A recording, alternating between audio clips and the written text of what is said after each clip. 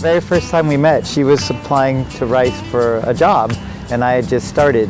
The other person had already separated, you know, these are the people we were thinking of interviewing, and then said, but you don't have to look at this other pile, just in case you want to. These are the people we're not going to bring in. And her CV, resume, was in the other pile, and I'm looking at it, and I'm going, this is exactly who we want for this position. I remember walking to his office and being like, I like this person. I want him to be my friend.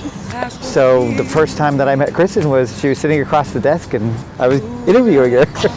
So I was scared, you know, going into the wedding day, because I'm like, oh my goodness, all these eyes are going to be on us, and, you know, like the day of, I just felt like so much love from everyone that was there. It's the only time that everybody in the room is going to be really rooting for you. And they're all going to be really close to you because they're there for a reason, that they wanted to be there to be that part of it.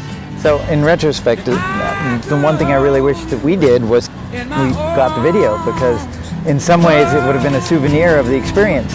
And we didn't, all that stuff that we didn't get to see, we would get to see and potentially see over and over again.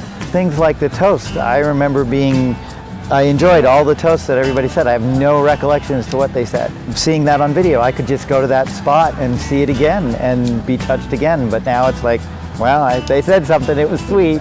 And even if we didn't see it only once, I'm sure there'd be parts that'd be like, oh, I gotta see that again.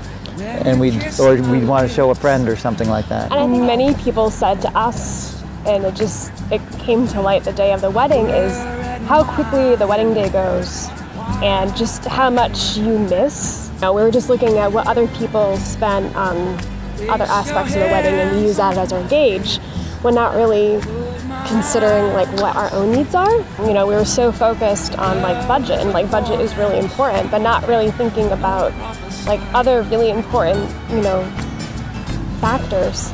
I will hold you in my arms.